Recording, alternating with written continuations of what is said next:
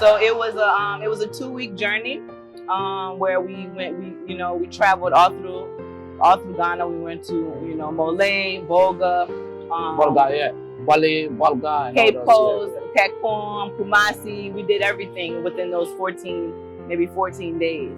It was really, really a treat. So each of the 21 women were paired with a girl that was a freshman, and then they were to bring her like items and provisions and things, and then now you have a donor and sponsor relationship. I get it. It's Kwaminat TV, supporting African businesses home and abroad. Kwaminat TV, the best and the only way to sell your brand to the world. Kwaminat TV, supporting African business. Welcome to Kwaminat TV. This is another day. And as we do it, we are still on the diaspora talk. Diaspora talk. We just want people to come, share their experiences, tell their stories from their heart. And those stories will change someone's life. Those stories will change someone's narrative of the way they think about Africa. Our brothers and sisters in diaspora, both over there, wherever you are, America, Caribbean, Asia, South America, wherever you are, Brazil, if you are an African, Africa is calling you. Africa is calling you, my sister. It's true. For me, I think Africa is a place to be. No matter which country you choose. I will not even say country. Africa normally should be borderless. Just like the way Europe is. Just like the way North America is. We should go through anywhere freely. Why are we still letting a white man divided us? It's very true. It should be free and open. It should be free and open. And then the next thing is we African selves should be one. We should be one before we can win. Oh yeah, definitely. If we are not one, we cannot win. So if you have a story and you want to share the story to encourage, educate, change people's mind, tell your experience, let people know what is happening in Africa, motherland. Or even if you have bad experience about Africa, you can still share it. Oh, definitely. It's changed people's mind, the way people think. So today, as I said, we had a diaspora talk, and I'm here with my sister called So. So she will introduce herself and tell you her Ghana name. Okay. That is a secret. She knows. So. Give thanks, huh? Yeah. So I'm So SOL, like the sun, and my Ghanaian, my fancy name is Abba. Yeah, Abba. Abba. Yeah. And I'm born on a Thursday, of course. And then my Ashanti name is Ya, and that's born on a Thursday too. Yeah. Different regions. Ya or Abba. Yeah. But where I'm from, I live in Cape Coast, and they call me Abba. Everyone sees me there. They call me Abba in Cape. So Abba it's Abba. in Cape. So Abba. Where are you from? Where were you born? I'm not going to say you are from Africa, but where were you born? I was born in a small town right outside of New Orleans. So, New Orleans. New Orleans would be the space, the metro area. Okay, let's go to New Orleans. Tell us much about New Orleans and tell us how you managed to become Abba. How you managed to come to Ghana. Let's go to New Orleans first. Okay, let's take us to New Orleans. My experience in the introduction to Ghana came through working for a small boutique in New Orleans called Baba Blankets and Crafts. Okay. And the sister there, she had a small, she called it at that time a social enterprise, where she collected and sold things from different women entrepreneurs from around the world, especially concentrated here in West Africa. And so I interviewed with her. She had a ad out looking for a hire, And I was like, yeah, this sounds like something that I could possibly do. And it was, you know, being a retail sales associate within her store. And we had good energy during the interview. You know, I'm cultural. I'm a little bit Pan-African. I had, you know, soul and, you know, the vibe. So she really liked me and thought I was a good fit for the position. Yeah. And so she hired me as her, you know, administrative assistant in retail sales. And about 6 months later, she comes up, she says, you ready to go to Ghana? Oh, yeah. Just like that. Just like that. You know, she was planning in the mix of, and that's something that she had mentioned within the interview process, that it may, you know, give you opportunities to travel to the continent, you know, and that made me, of course, more attracted to like the job, right? And so she called me and she accepted me for the position, and I accepted the position. And after which she was like, yeah, let's go to Ghana. We were to host a group of women, about 21 women from the US and Canada, that we took on a journey from the US over here. Over to Ghana, yeah. And so it was a 2-week journey where we traveled all through Ghana. We went to, you know, Mole, Bolga, Bali, Bolga, and Cape all those, Coast, Kakom, Kumasi. We did everything within those 14 days. It was really, really a treat. It was a treat, but it was also tired, isn't it? Oh, because you need to sit down in the car. You went with car, isn't it? Yeah, with a minibus. We took a bus, an air conditioned bus. It was cool. It was a vibe, you know, especially for the 20. We had the youngest on our journey was 16. Oh, right. 16, 17, if I'm not mistaken, teenager. Yeah. The oldest on our journey was 80. She was just making 80. 80 years. Check it out. Her name was Ziska, I think her name was. Yeah, she was 80. She turned 80 on the trip. She was my roommate. That was a good birthday. It was a good fantastic birthday, and I guess you celebrate for her. Yeah, we did celebrate. We did celebrate for her. It was great. You know, just being within the space with the elder and then the young person, and then in between they had a group of women. You know, it mixed. We had a few white women that were on the journey, mainly, you know what I'm saying? Oh, there are some white women as well. Of course. That were definitely on there that, you know, are attracted. Because the backhand or the front hand of the journey was, you were paired with a girl that was a part of her sister scholar program in the northern region at Bogis, at Bogatanga Girls School, secondary school.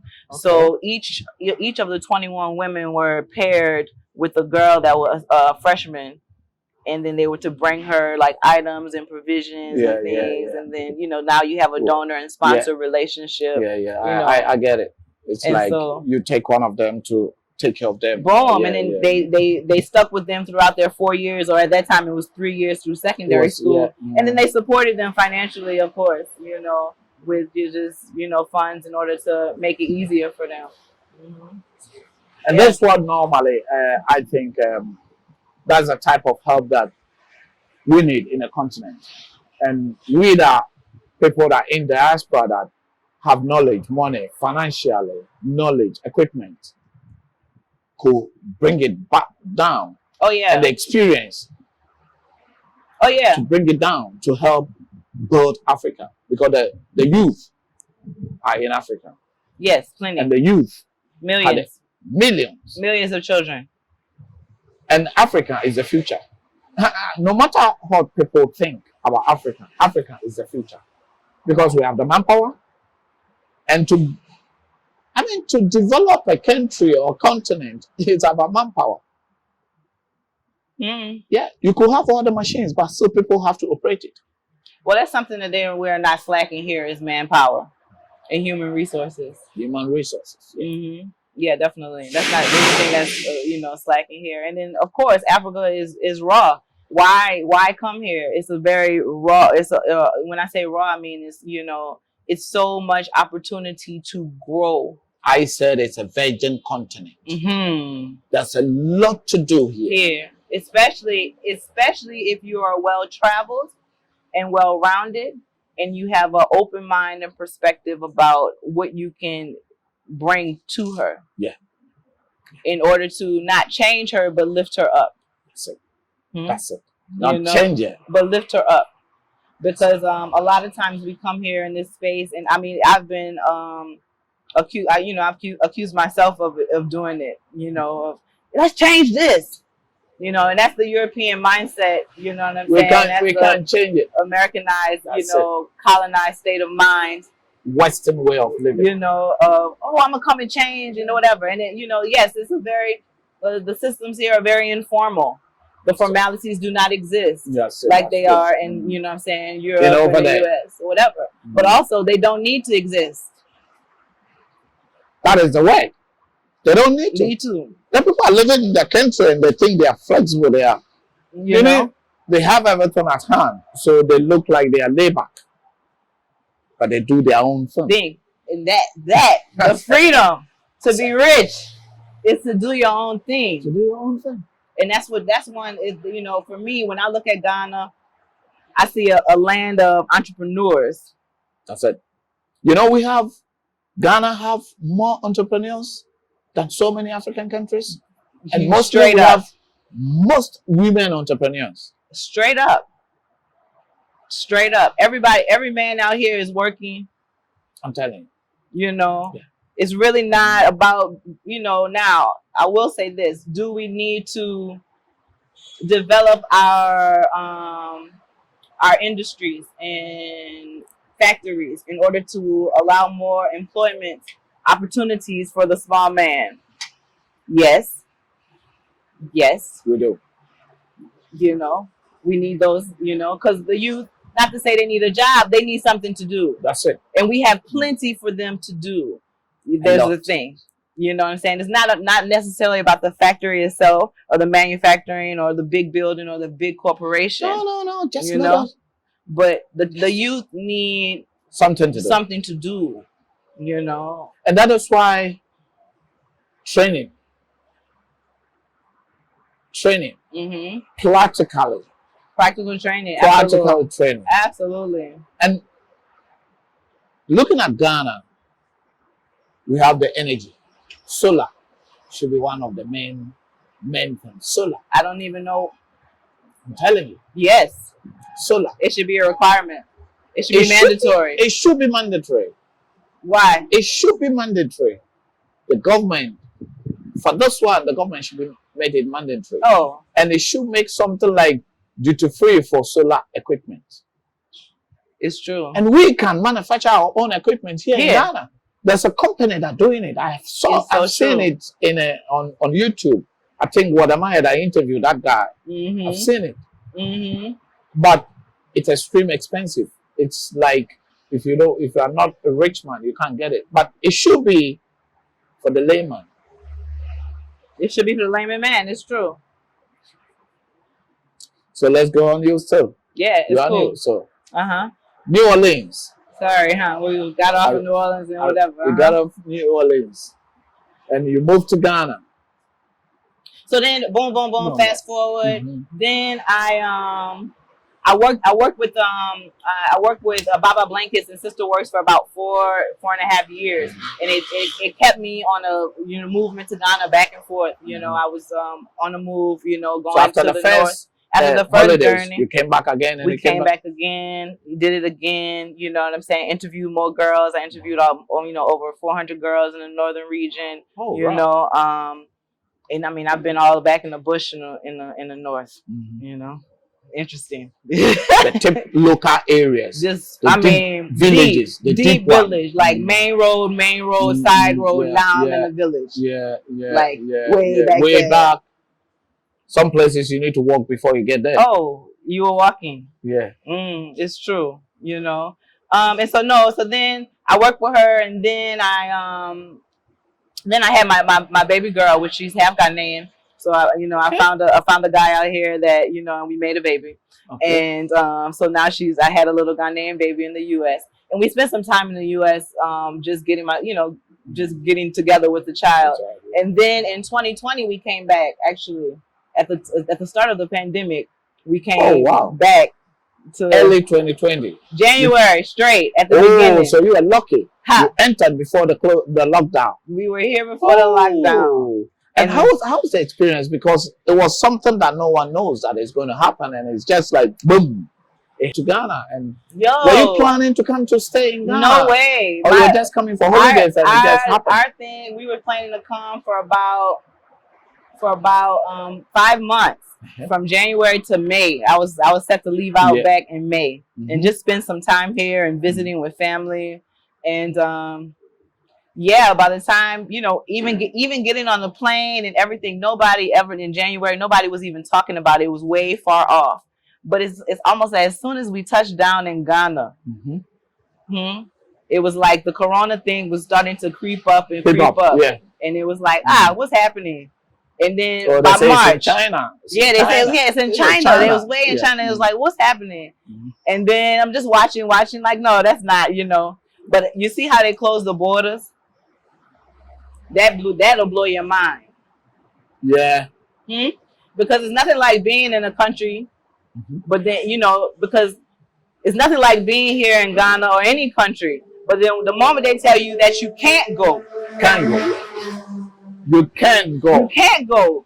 It was no flight. That changes things a lot. My daughter, she was cool, but me, I was like, what?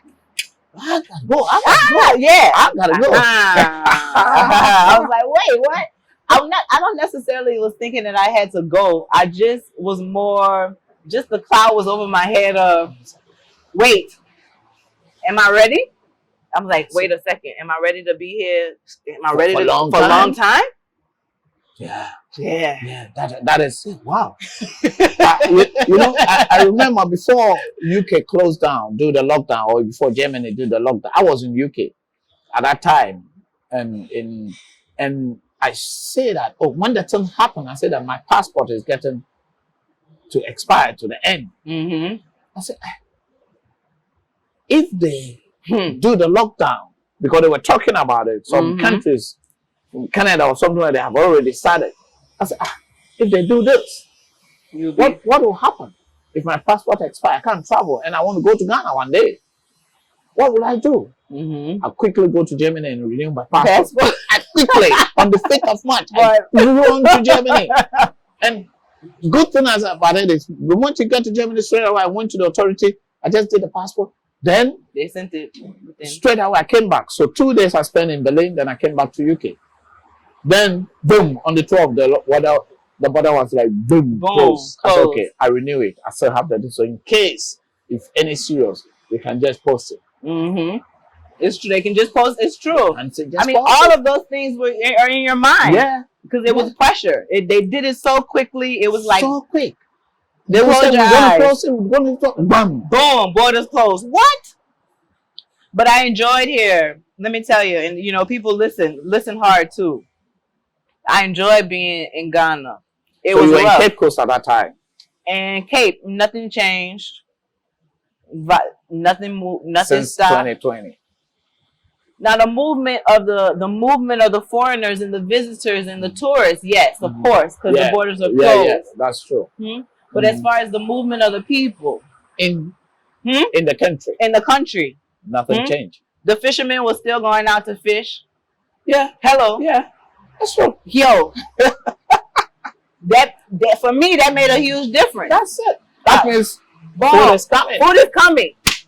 Farmers were going to farm. Farmers were going to farm. I still see the plantain lady. I still see the oranges falling off the street. I can still get a fresh coconut. I'm still cooling. I'm like, I'm in Ghana. I don't know what they're doing on the other side. While the whole rest of the world was saying they're locked down in the U.S., they're saying, "Oh, I'm locked down in my house. We can't go. You can't even go for grocery. There's time to time. You have to go and just get a shopping." They can't do that here. Yeah. No. People were freedom of movement. I think it was Accra that beat this, but it's still people go out and go do their shopping. You have to be in your area. That's just in your area. If you are in Oyelfa, you have to be in Oyelfa. Right. If you are in Adenta, you have to be in Adenta. It's true. Get what you need. Every area has markets. That's it. It's true. It's so true. But as far as the yeah, you know, and I feel like in all large major cities it was the same. Yeah. But in those outskirts, it's calm. it was so calm. I couldn't, I wouldn't want to be anywhere else. We were having visitors that were still coming through, that were coming into our restaurant spaces, and I'm, some of them were very, panic. And So at that time, you still have the restaurant yes. open. Mm-hmm. Oh, your husband was operating it. My child's father was your operating. child's father. Uh-huh. Yeah, your child's father. Sorry to say that. Yeah. No worries. Your child's father. Your baby father. Yeah. Oh, he was Who open. that is? My baby dad. Hey, do you do music? Do you do music? No, I don't do music. I thought you do music. You're gonna give me a free vibe. Yeah. Freestyle right now. No. But we know what we have in our mindset here. What? We think every African that finds himself in America. I don't say African American. I say Africans that find themselves in America. You never be an African American. You never be Afro American. You never be African American. You are African. Find yourself in America. Yeah. In a hard way, not in your own world. Oh yeah. You know what I mean? Sorry. Mm-hmm. Yeah. Mm-hmm. So during those when we're kids, we think every African that find themselves in America is a musician, because most of them when they raps, when they even talking, it's rap. Mm-hmm. You know what I how mean? We speak, yeah, how normal. you guys speak, our rhythm and voice. Yeah, that time I haven't been to the States. At that time, I haven't been there before, and you watch it on TV, the way they speak or the way they talk, it's like they are musicians. They rap. we speak in poetry. Yeah, I just had a friend tell me that the other day. You speak in prose. It's like you're and it's true. It's how we. So then after the COVID, then you went back home?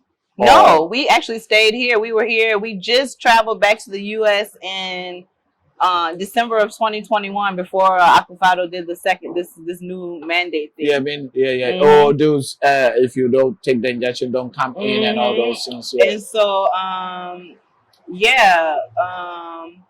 we were here for 2 years, and that's why I was able to open a pizza joint. I was able to build my clientele. And just enjoying being here in Ghana. How is the business here in Ghana, food business in Ghana, because you are in the restaurant business? How is it in Ghana? If someone out there and they say, come on, I want to come and open a business in Ghana and I don't know what to do, what advice will you give to that person? Well, definitely, I believe that in your perception, in my perception, market, yeah. I believe that we as diasporans or Americans for coming into this space, we are rich in many different ways, not just by monetary or by paper money. Mm-hmm. And I think one way we are rich is by just our experiences or the things that we have seen or done or tasted. That's true. You see?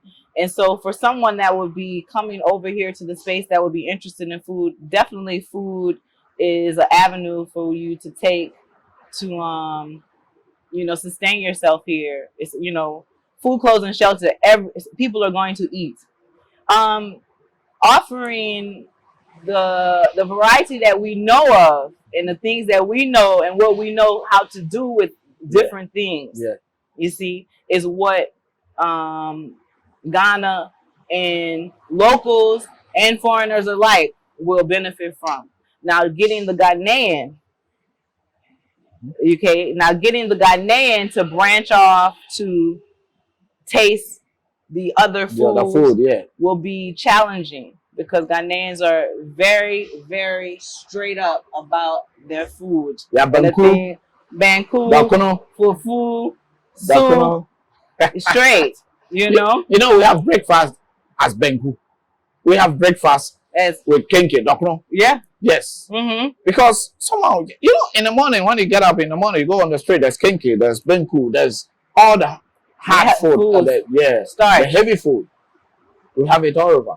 We have it all over, I think that the food industry is a great industry to tap into here in Ghana. Definitely, bringing in more specific to certain items, or what I'm saying, like brands. You know what I'm saying. If you like right now in the July, we opened up the pizza place with American Pie Pizzeria. Okay. And it's named after my daughter Sayan. But American Pie Pizzeria was an American brand pizza specifically. You see what I'm saying? And it was like, okay, this Americanized crust, cheese, this, and this is one specific thing. It's not Italian. It's not, you know. It's American one. It's American one. If I'm gonna come with, you know, the Sea Shack, which so is you're bringing American to Cape Coast. boom. Or you're bringing American to Ghana. But it's a fusion, though. For me, it's about the fusion of both. Yeah. It's about taking a little bit of America and a little bit of Ghana. Like, let me show you something right quick. Okay.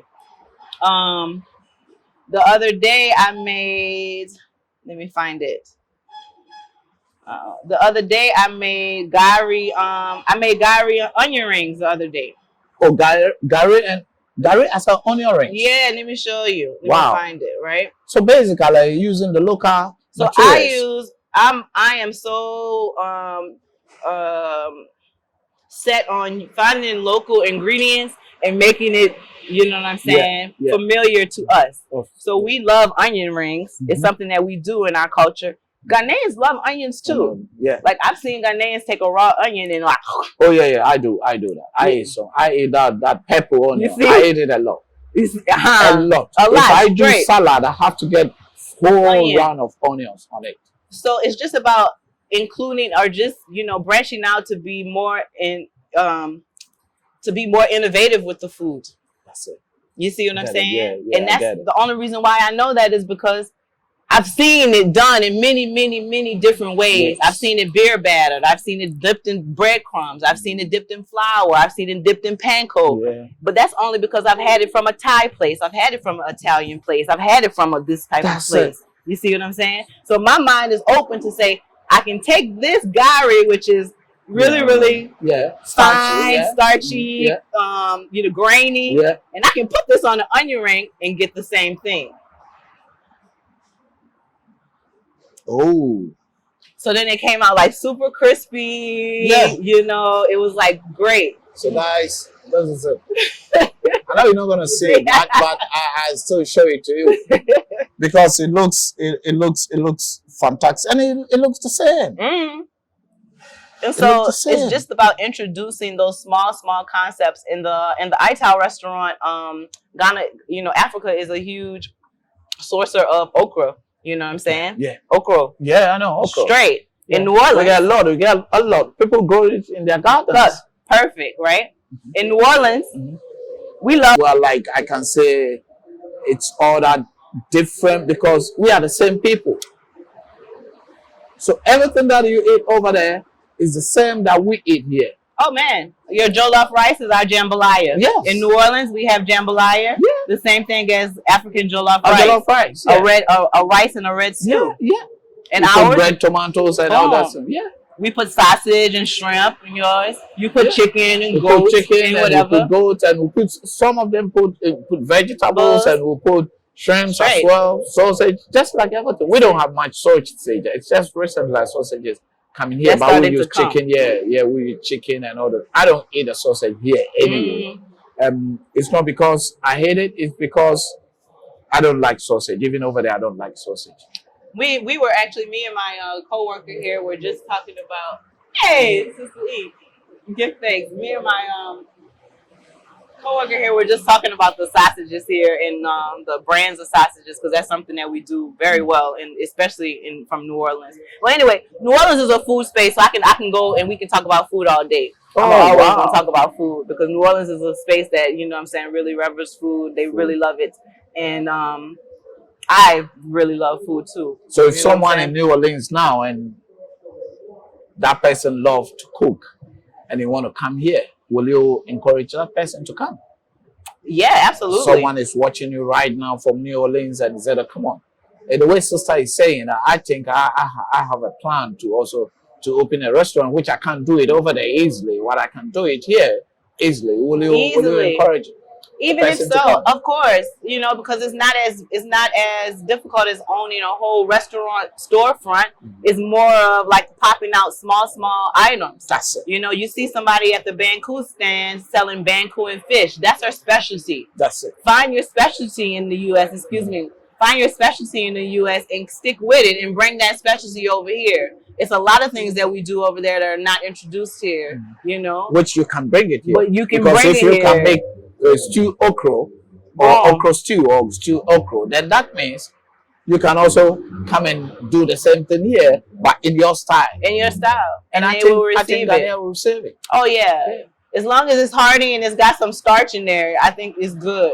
And it's spicy and it's hot. Spicy, the pepper is there. Spicy, put ginger and all those I love things in there, you know. The Ghanaian will love it. So now that you are here in Ghana, what exactly are you doing? It's only the restaurant, or you managing restaurants, or what is the concept? Share your experience in Ghana as well. Ghana as well. So for me, it's been about food in Ghana, and it's really been about the, you know, in 2013, I did my own research on food preservation and waste management, and that's really been what I'm trying to get my hands into as far as the preservation of the foods here, the conserving of them, because so that we can keep it for long time. And so in the mix of that, I'm just doing all of these other projects, you know, that are keeping me busy, but. You know, the restaurants, I have 2 restaurants, one now in Cape Coast. It'll be another one by the end of the month, you know, and yeah, food preservation and conservation. So then I'll be taking some of the things that I'm producing out of my restaurant spaces and canning them and putting them in cans, whether it be like sauce or some peppers or some, you know, like shito.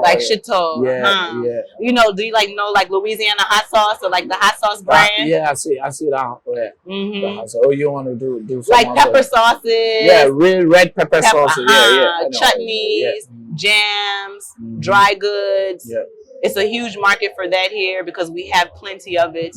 We have plenty of it. That is true. So there's things for people to come and do if they only want to come. In terms of ever branch that they want to go, it depends upon them what they want to do. Oh yeah. Keep watching Kwaminat TV, like, subscribe, and share. I'm still the English football. I'm still here with Abba, discussing about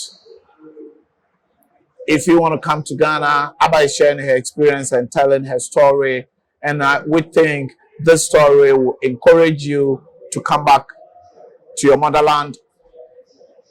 Or even if you are not ready to move, come and just see. Just like Abba came for first 10 days or 2 weeks. And now, look at Abba going in and back. And now, she's here.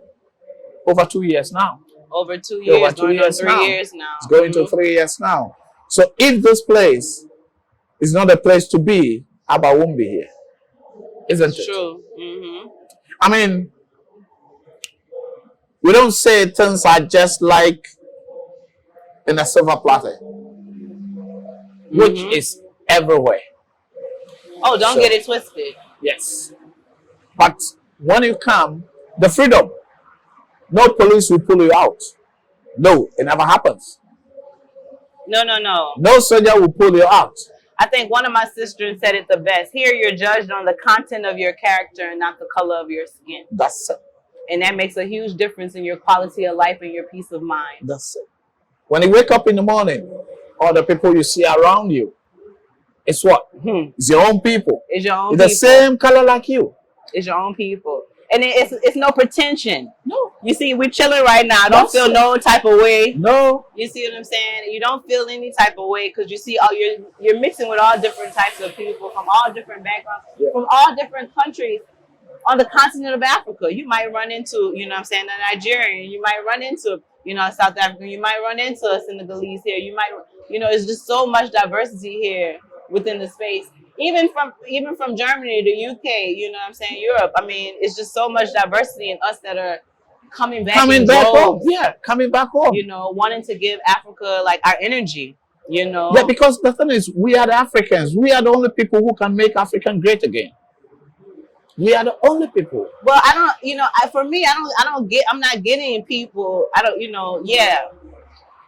For me too, because usually the Ghanaian is like, I want to go to your place, but I'm like, but my place is hard. It's challenging, but it's like it's challenging everywhere. It's hard than here. It's harder than here. It's like, well, how you want to go to my country? My parents asked me the same thing. Well, how you want to go to Ghana and live? They don't understand the freedom. And you know, I think peace. Mm-hmm. If you have peace, you are rich. Yes. Money doesn't make people rich. No. Rich people don't understand. Mm-hmm. And that's why we have this diaspora talk. We would just want to know that money is good, but the freedom Like and the peace. It's true. And you don't need to live in Accra, or you don't need to live in the big cities in Africa. You could go to the countryside. It's like you don't need to live in Washington. You don't need to live in London. You don't need to live in Berlin. Mm-hmm. You don't need to live in Frankfurt. You don't need to live in Paris Mm-hmm. or Toronto. Go Right. outside. Go outside and build And build and everything. I mean, and lands are everywhere. When you go the far you go from the capital, the peaceful you find yourself. And adoring that people adores you over there. Oh, definitely. Definitely. And Ghana, we're still the same. Ghana is still the same, open-handed. The hospitality in Ghana or in Africa is extreme.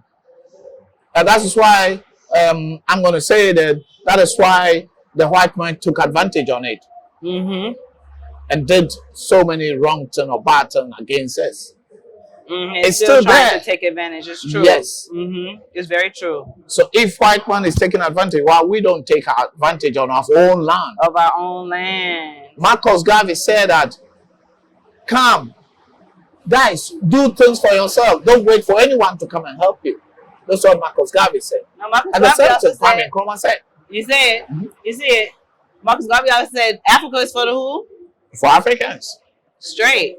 It's not for white man. And if you're going to wait for a white man, or if you're going to wait for anyone to come and help you to build Africa, you're going to wait for a long time. And you see it, we're waiting. Yes. And so that Jesus is coming and it's still not here. We are waiting. And we're still waiting. You're going to wait for a long time. That's what I think, that we need to come back home. Well, definitely. This goes for the All the African Africans, descendants. the native Africans that are leaving here, that have the money to leave here and to go to the U.S. or go to these places. Shame on you not to come back and bring that knowledge and understanding. Yeah. But at the same time, I also see it too, because I've been here, so I can see why the local too want to escape. Yeah. You know what I'm saying? Yeah, I know what you're saying. Yeah. You see what I'm saying? But at the same time, I escaped, so I know what I'm talking about. I escaped for about 30 years now. So I know what I'm talking about. I know. Even that time, Ghana was a bit, things were easier than now, but still I escaped. At that time, at that time, we think Ghana was very, very hard. Well, we were having political climate at that time, but I escaped. In the end, I escaped. But seeing things over there, all the wars that went through my head from the early 90s. I saw the Gulf War, I saw the Balkan War, I saw most of the war. Mm-hmm. Mm-hmm. And I see what happens over there, how we were deceived. Mm-hmm. Deceived. Mm-hmm. We were deceived. That's why I'm coming back home. That's why I had this program that at least, when I talk to about 10 people, 2 who change their mind. Oh yeah, definitely. To come back home. I mean, don't get it twisted. In the U.S., you have your problems. Every man have problems. You know, only Jah can solve the problems. You know what I'm saying? Like, here, you have issues. You know what I'm saying? You still have issues with the system. You know, don't get it twisted. Anywhere you go, if I go to China and Asia and try to incorporate myself into their community, there'll be things and barriers that come up that I won't understand because I'm not from that space. That's it. You know, there's some things that I don't understand even about the U.S. and how they function. Oh yeah. You know, but I was still living there. Still living there. You were born there. I was born there. Grown up there. So you basically say you are from the U.S. Exactly. But I encourage people to just travel and see if you can. But I want to encourage our community and people like us to come to these places to see how you can bring back that knowledge. That's what we're here for. The knowledge. They didn't take us all the experience. The reason why they took us from the castle or in these dungeons that are lined up years and years ago. You know what I'm saying? So it must be a story to it. Yeah. And now that the return is happening, clearly it's no coincidence. It's no coincidence. It'll never be coincidence. It's no coincidence. It's clearly like I'm coming to bring something. We went there to build up their energy. Our ancestors built the place. We are our ancestors returned. That's it. And then now we are really our ancestors returned coming back here. I got chills. Happy that we are here. Yeah. You see it? And that's what I want to tell the young people too. They'd be like, I want to go to your place and work. I'd be like, you want to go work for the thieves? They don't know. I'm saying, you want to go work for the thieves? And then I break it down for them. Yeah. It's like, but Ghana has nothing. I'm like, Ghana has everything. I was like, but we're letting people come in and take. I was like, so then the people that came in and take, they take it to this place. Yeah. And now you saying you're going to want to work for those people. Then they say, See? You need to talk to them. That's why we're talking. Yeah. My young people, they say, in Cape Coast, there's many of them, because there's many children in Cape Coast, right? And they say, Auntie Soul, no. I don't want to work for the thief. I say, oh, okay, because I'm here. I want to be here with you. Yeah. I don't want to be working with the thieves over there. With the thieves. No, that's true. You know, I have to break it down to just that, so I can get that understanding that everything you need is right here in your place. And you know that the way you break it down to them, our education system should have done that. Slave trade should have been taught very seriously in our education. Because if they start teaching this thing from the foundation, no one will grow up and finish school and say, I want to go there and work. They will say, I want to stay here and work. Why is it that they are still not teaching? Yeah. Agreed. Because I remember that one way in school, in elementary school, they taught us a bit about our slave trade, but just a bit. If you go over there, they don't tell them anything. My kids are over there. They were born there. They don't know anything about it. And when I got some videos and the little that I know, I teach them, they will be very quiet and listen to me. I remember one time we were having this conversation and I'm talking to them about slave trade because I watched a movie called The Root. The Roots. Root. Which was written by Kinta Kinta, one of the Kinta Kinta's great grandchild. So after watching it, I was sad. Then my son came and I was explaining it to him, and my son said, "Is that true?" I said, "Yeah, it is true. All what he's saying, it is true. They act, but it's exactly what happened. Even brutal than this. More brutal. Yeah. More brutal than Africa is home. Get the knowledge. Don't be wrong. Don't get me wrong. If you have the knowledge, or get the knowledge and come back home. Or use the system. Or use the system. That's the thing, is we get over there and we get too comfortable. No. We get too comfortable in the perceived luxury. Because it ain't, you know what I'm saying? No, everything ain't luxurious over here, but they do have luxury. Yeah. Huh? Yeah. There's lots of dirt roads over here. Yeah. You know what I'm saying? But they roads that are paved as well. That's true. You know what I'm saying? And we get real comfortable in those luxuries. I know. You know? It's the simple luxuries. Do I want to take a shower? Do I want to take a bucket bath? That's it. Do I want to sit down in a tub? Or do I want to stand up in a shower? Yeah. Those simple luxuries that we get really, really caught up in. And then, because yes, there are things here that they need. I have a daughter. This place that we're sitting in right now is a wonderful space, and it has some entertainment and recreation for children. But yes, the U.S. has plenty of recreation. I don't even have to think about it. Yes. I can just be like, yo, let's go here. Let's go, yeah. Here, no, you have to be much more creative. Yes, sir. With your spirit. But Ghana is just 65 years old. Boom, very young. How old is U.S.? Oh. And look, I told you 5 years ago, you don't see anything around here. But look at now. It's a build very fast. So it's up to you to come back home. Boom, and bring it. Bring what you saw. Man, they had a trampoline park. Here, if you even have a land and do like a a little park or children's playing ground, people come and pay money and enjoy themselves. And invest. You know, one thing is it's an investment across the board. You know, don't take your money and go and invest in the U.S. No. Come take your money and invest in the space that, you know, can benefit. And then, you know, as Kwame was saying, it's about the youth. It's about you. You know, don't worry about the politicians and their fooleries. No, it's about the youth. You know what I'm saying? Like, we look need at to the give children. them training. Yeah. Yes. We need to help them to. They're the future Africa. They are the future Africans. And if people do not understand that the investment in that, Ghanaians, you know, diasporans, you know, the investment in the youth is so very important to our future. Investment is so important to our future, you know, and to our kids and the youth of Africa. Keep watching Kwaminat TV, like, subscribe, and share. I'm still the youngest old boy. So, sis, do you have any? Well, let me put it this way. I always ask this question about our youth. We just talk about it. Those who go through the back door into the other part of the world, they think it's easy. Honey and bread is just hanging on trees over there. Like they go through the Mediterranean Sea. Some of them, I think you've been in Ghana, so you hear some of them just will lose their life during the process going. Some will go through Sahara to Libya and to Italy or whatever. Some of them lost it. Most of them lost their life. What advice will you have for those youth? Those who are not yet and they are planning to go? You're running and you're running and you're running away. You're running and you're running and you're running away.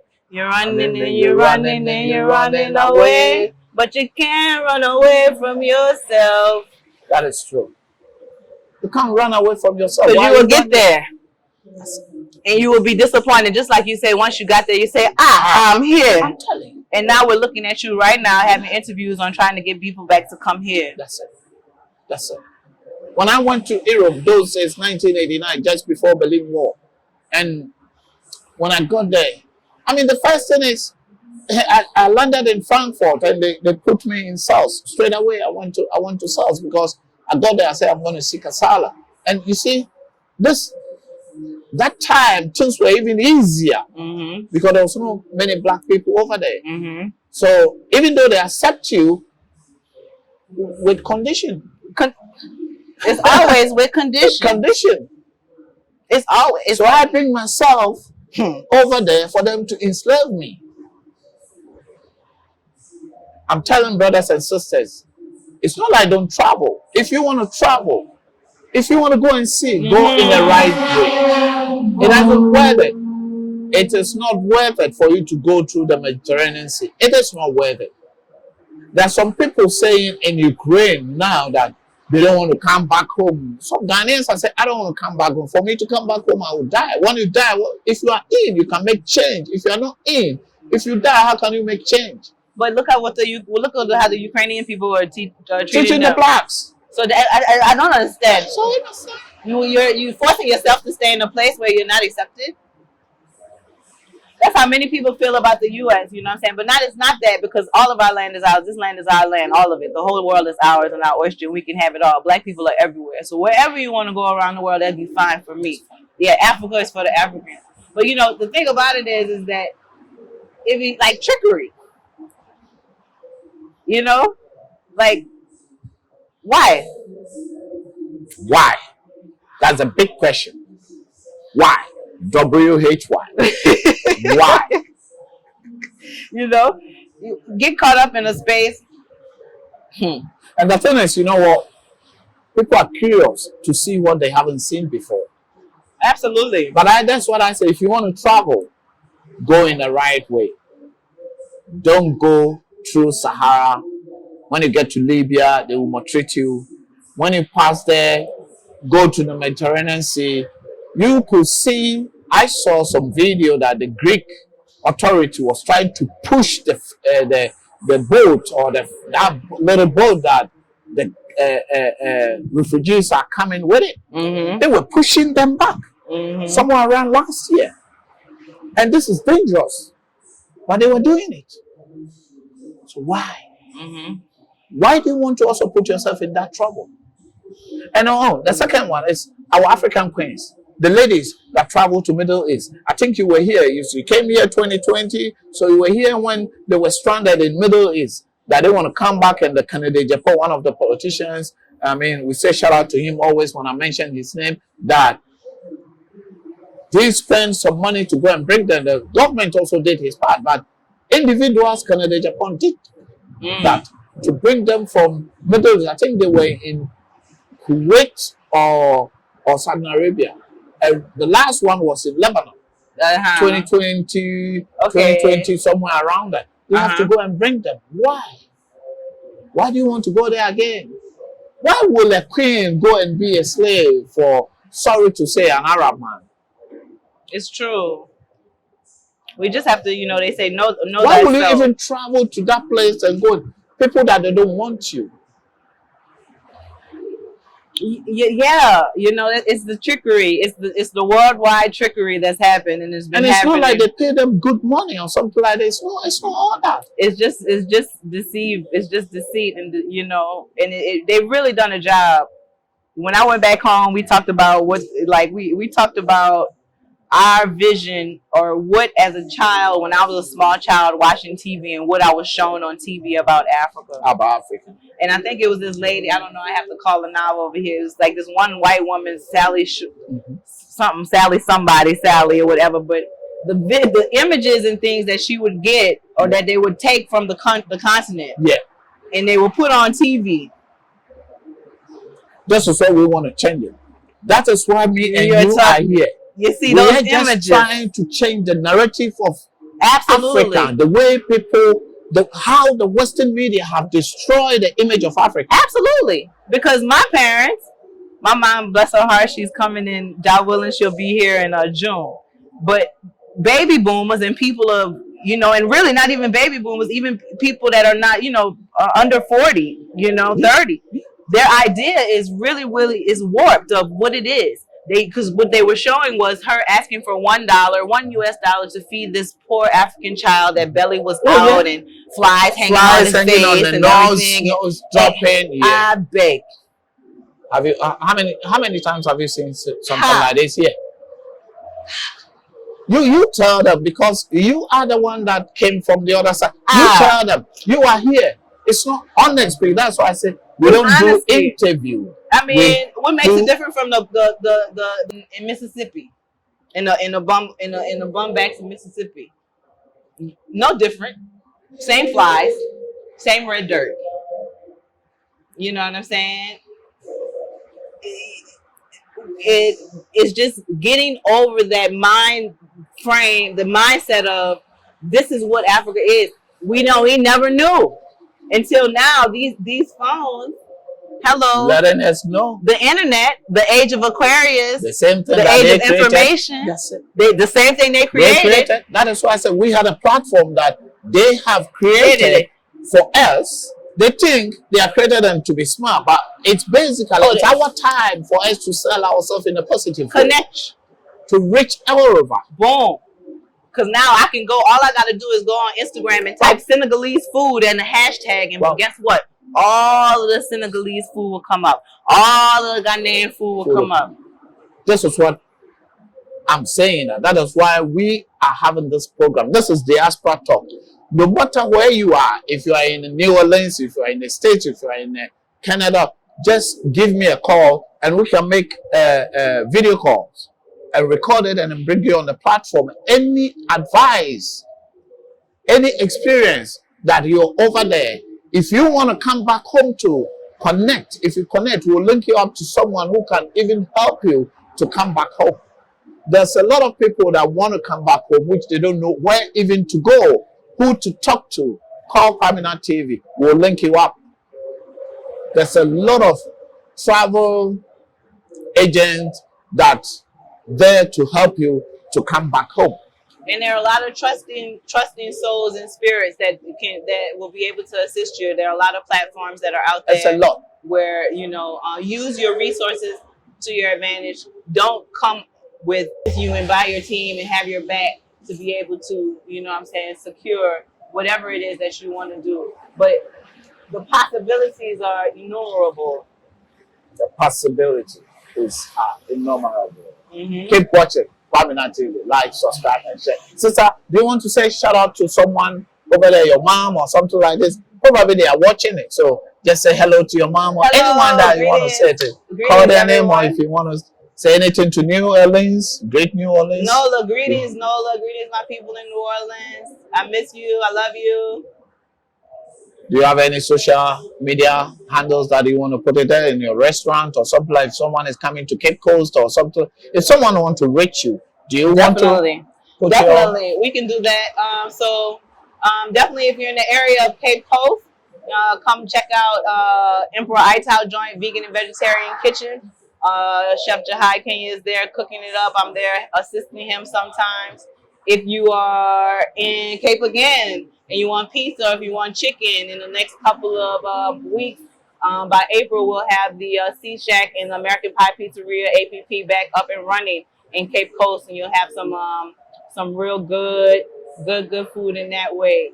If you want to follow me personally, my Instagram handle is Jarlyn, JARLYN .soul, SOL. That's on Instagram, and then it's American Pie Pizza on Instagram as well. Send us a WhatsApp. Go to Instagram, Kwaminat TV, Twitter, Kwaminat TV, email kwaminattv.com, and kwaminattv@gmail.com, and also the telephone numbers will be on the screen. And grab it, give us a call. The local number is a call, and the UK number is on WhatsApp. But you know what? Yeah. Before I go, because I definitely want to highlight this place here that we're sitting here in Oyarifa. Yeah. We are at Oyarifa Mall, sitting on the 2nd floor. But on the 3rd floor, Brother Telly Woods has Jerk Soul, Caribbean cuisine coming. And it's open and live and ready for your folks to come enjoy the rooftop restaurant. Delicious Caribbean food. It's just right on the top here in Oyarifa. It's an up-and-coming developing neighborhood. If you look around here, that's where we are. It's really, really beautiful. All these houses are... on the highway to Ebri, to the mountains. Yes, on the highway to the Ebri. So, you find it. If you are heading to Ebri, you see it, just see it on your right-hand side, and you are there. Do you have any telephone number that if you want to give it up? If someone may call and say if I want to come or something like that. You know what? I don't know this, but we will put it on the screen, so you will see it, or just pop into Oyarifa Mall. Oyarifa Mall. The name of the space is Jerk Soul. So if you type that in on Instagram, you'll be able to find that definitely as well. Jerk Soul in Ghana. Brother coming out of St. Louis there, Telly, doing some great, amazing things with food. We are here. And we want, you are welcome. Come back. Come back. Mm-hmm. Welcome. They say Akbaba. This is Diaspora Talk. I love you all. Boom. Thank you, sister. Thank you. Whoa. Yo.